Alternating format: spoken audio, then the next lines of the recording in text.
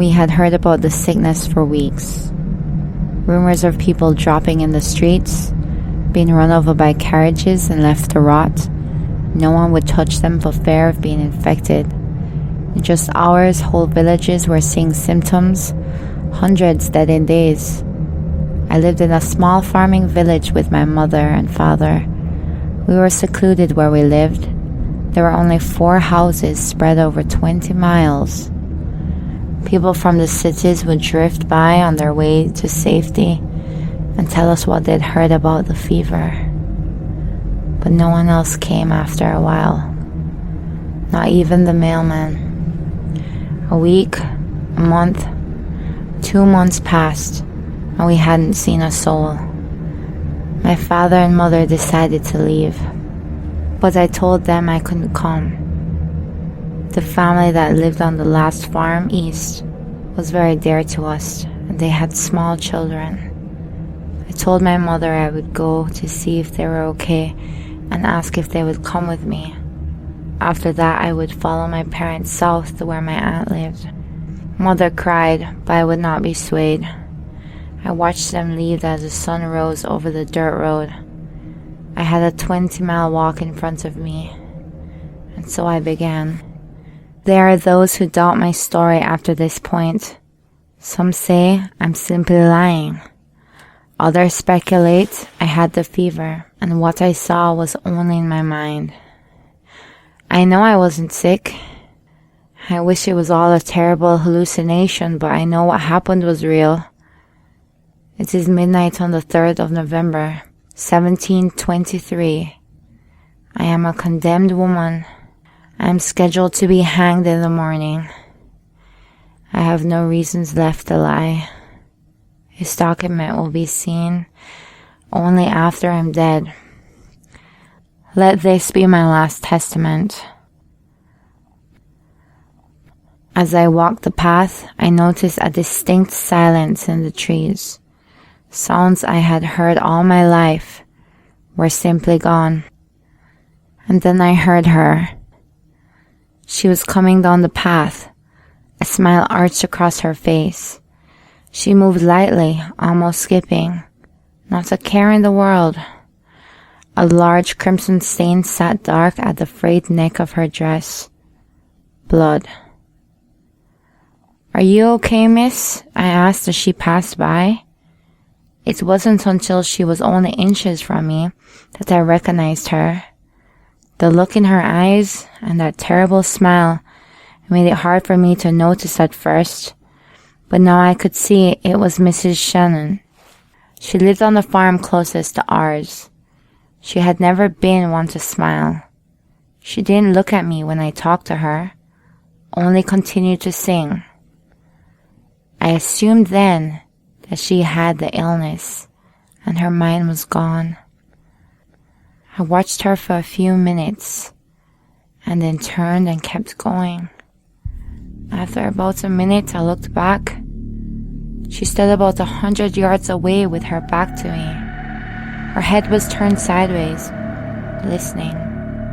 I ran the rest of the way. I arrived at the house just as the sun began to set. I knew something was wrong as soon as I laid my eyes on it. There were no cows in the pasture, no goats. I jogged to the front door and knocked. Nothing inside moved. Flies buzzed in the kitchen where dirty dishes sat out exposed. Maggots slithered on the plates, finishing what was left of a week-old dinner. A trail of blood led to the back of the house where the bedrooms were. I moved slowly. The smell was even worse here. Mr. Peters lay on the floor beside the bed. His neck was torn and blood had pooled black beneath him. He'd been dead for days. Something moved in the closet. I hadn't seen the children. I had to check. Though I have to admit at this point I was terrified. I tried to keep quiet as I opened the door. It was the eldest, James. He was cowering in the corner.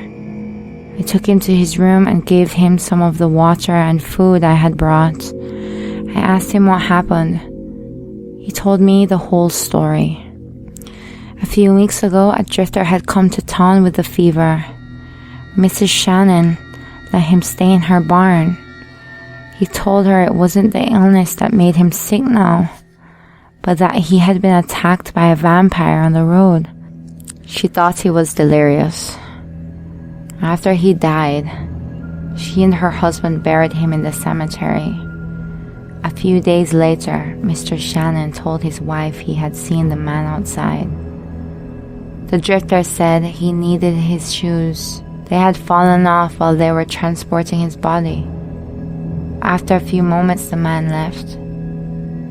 For the next few days, they were plagued by knocks at their door during the night. One of these nights, Mr. Shannon had enough. He went out with his gun and told the man he would shoot him if he didn't go.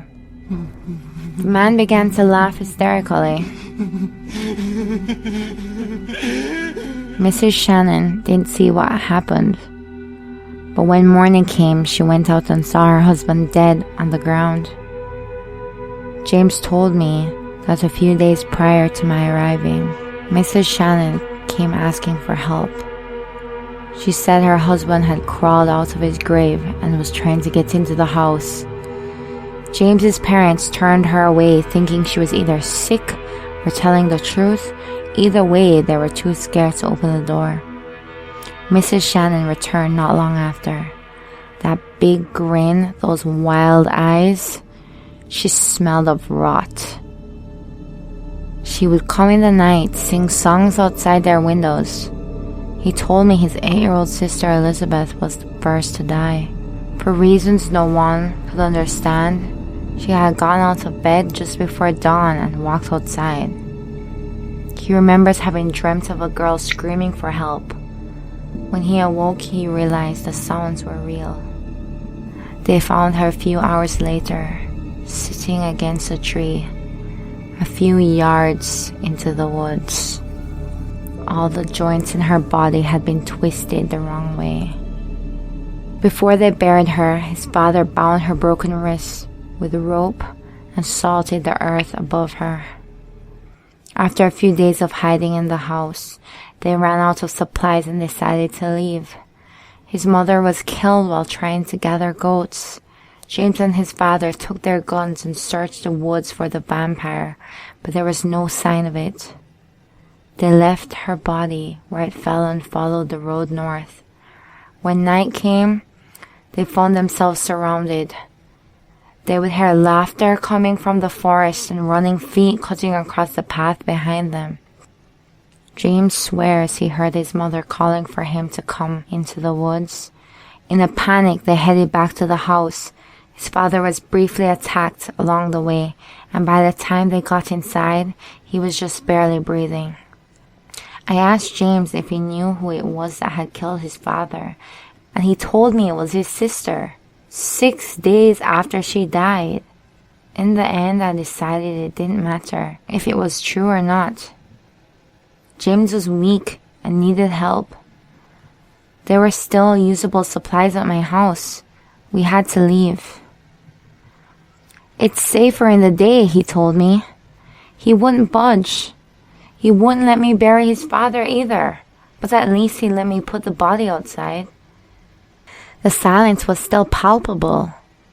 There were no crickets, not even a gust of wind to make me feel better.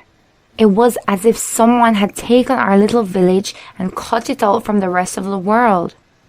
Before I went back inside, I scanned the tree line expecting to see only darkness. There was a small purple dress obscured by low branches near the edge of the forest. At first I was elated.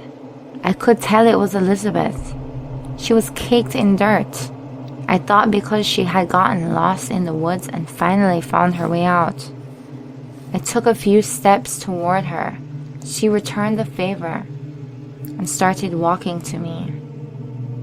Her bones were all broken. She limped across the road like a puppet on strings. Each step she took would tear a new piece of flesh or crack another bit of bone. With absolute horror, I studied her face. She only smiled and held out her arms to me, wrists still bound. I ran back inside. James and I barricaded ourselves in the back bedroom and waited. I turned the lantern down to just barely a spark. We sat in the dark and listened. We heard his mother calling outside. "James, Mommy's waiting." I could see the tears dripping down his cheeks. Elizabeth put her eyes between the cracks in the wood. "Don't you miss us, brother?" James begged her to leave. She said she would, but first she had to tell him something. He leaned in near the wall and she whispered in his ear. Then she left as promised. James sat without saying a word. He picked up the lantern and raised the flame. I asked if he was okay. He opened the globe and poured the oil down his throat. In seconds, he was covered in flames. I screamed. I wanted to help him, but there was no way. The room was overcome in just moments. I rushed to escape. Smoke filled every inch of the space. I couldn't see, couldn't breathe. By the time I stumbled outside, it was almost dawn. I was so overcome by the smoke in my lungs that I lost consciousness. When I awoke, there was nothing left of the house or of James. A gash ran across my wrist. I had lost a lot of blood in the night, but I could still move. I tore a piece of my dress and wrapped the wound. When I could walk, I wandered north towards the closest town. Somewhere along the way, I heard the light and ringing of a tiny bell. I came across a cemetery and saw that the bell I was hearing was from a grave. Someone inside was pulling it as if to say they had been buried alive. I walked to it, and as I did, another bell began to ring. Then another and another. I ran and never looked back. I thought I'd hurt my wrist while leaving the house, but now I realize that while I was unconscious lying on the grass, they fed. In a few hours, I'll be put to death for something I did not do.